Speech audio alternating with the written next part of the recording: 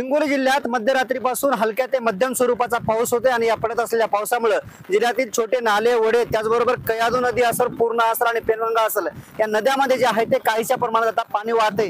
मी आता कयाधू नदीच्या तीरावरती आहे। आपण बघतो की हीच कयाधू नदी आहे आणि याच कयाधू नदीमधून जे आहे ते आता काहीशा प्रमाणामध्ये पाणी वाहते। हिंगोली जिल्ह्याला अद्यापही समाधानकारक पाऊस झालेला नाही, मोठा पाऊस झालेला नाही।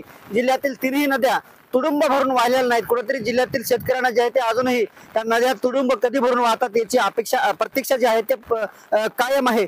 जे जिल्ह्याच्या वरच्या भागात म्हणजेच वाशिम जिल्ह्यात होत असलेल्या पावसामुळे येलदरी धरणामध्ये मोठ्या प्रमाणात पाणीसाठा झालेला आहे। त्याचबरोबर जिल्ह्यातील सिद्धेश्वर आणि जिल्ह्याच्या उश्याला असलेलं यवतमाळ जिल्ह्यातील इसापूर धरणही जवळपास 94% भरले आहे। त्यामुळे त्या इसापूर धरणाचे काही दरवाजे जे आहेत ते उघडण्यात आलेले आहेत आणि त्याच्यामुळे जे आहेत ते त्याच इसापूर धरणाचे इसापूर धरण क्षेत्रातील नागरिकांना जे आहेत ते धरण प्रशासनाच्या वतीने सतर्कतेचा इशारा देण्यात आलेला आहे। कॅमेरामन ज्ञानेश्वर वानखेडेसह मी रमेश चेंडके, TV9 मराठी, हिंगोली।